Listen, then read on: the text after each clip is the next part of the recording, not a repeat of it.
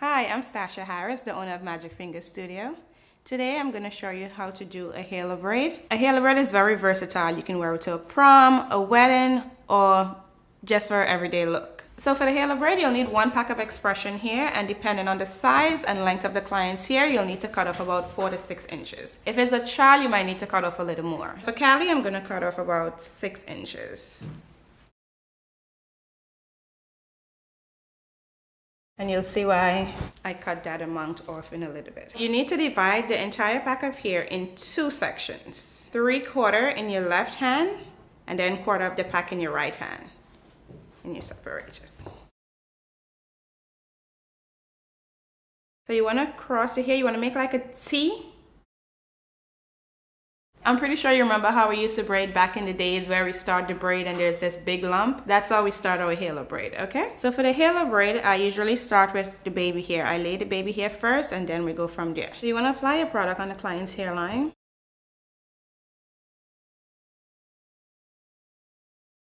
For the baby hair, you're going to comb the hair in the direction in which you want it to go. You want your index finger to follow the comb. You comb the hair and then pass your index finger right behind the comb. You can make little subsections. And you don't want to leave too much hair on the client's forehead, especially if they don't know how to fix their baby hair back. Okay, otherwise they might end up with a fro in a couple days, maybe hours, depending on their hair texture. You don't want the product to be too far in. Remember, I'm only applying it to the client's hairline.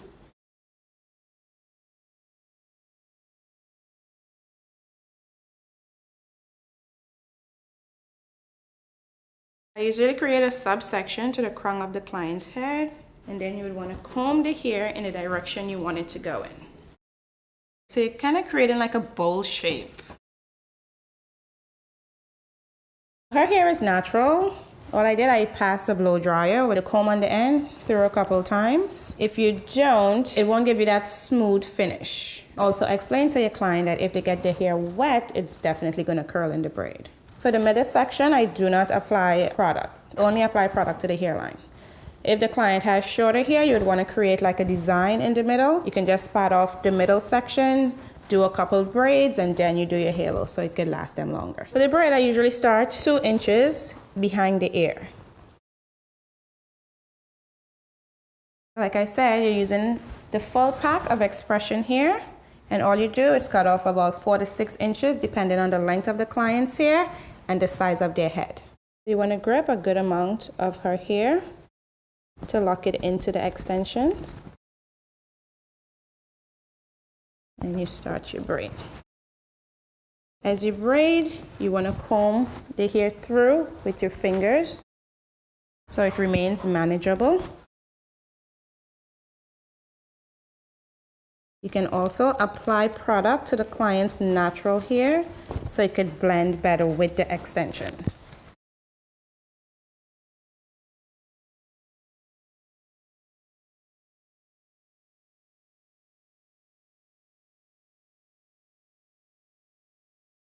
Generally, a halo takes between 10 and 15 minutes, and the price ranges from $45 to $60. And if you decide to add smaller braids in the middle, you can add on $20, $30 depending on how intricate the style is.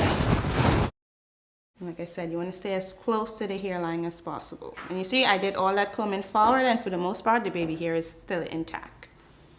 So you don't have to look for the exact brand of hair that I use. I more so go by the length of the hair, so any expression here will work.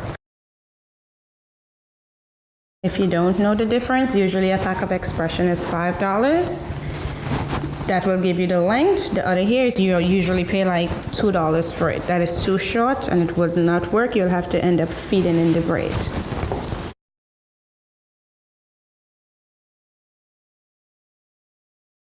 So the reason you cut 4 to 6 inches is so when you get to the end of the halo, you don't have too much hair to tuck away.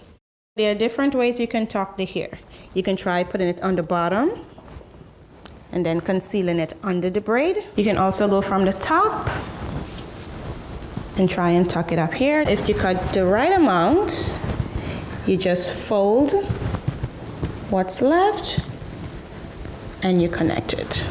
Okay, but before you connect, you want to secure the piece that you folded, and you'll do so by using a needle and thread. This is called an invisible stitch. You want to insert the needle wherever the thread is coming out from, so you won't see the thread. Okay, so now this piece is secure, it's tucked in, and you do that because if you just leave it in the middle and you connect the braid, that piece of hair wasn't tucked away, so it might stick up on the top or it might be sticking out at the bottom. So you want to make sure you secure this piece before you connect both of them. You're also doing an invisible stitch here to connect them. The thread is here, you want to insert your needle right there and go across. The other option would be to use hairpins, but with hairpins move. So let's say the client has an itch and they itch somewhere, the hairpin could move and then it could stick them and cause discomfort or even hair loss.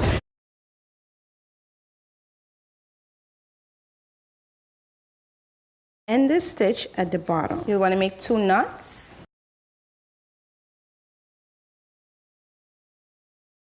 So at this point, you can then go in and fix the baby hair if it moved. Use the tail of your comb to tuck any hair that's out under the braid.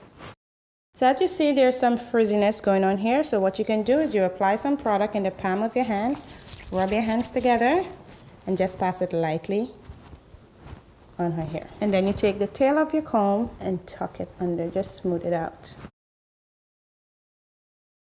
And there you have it, lovely halo braid.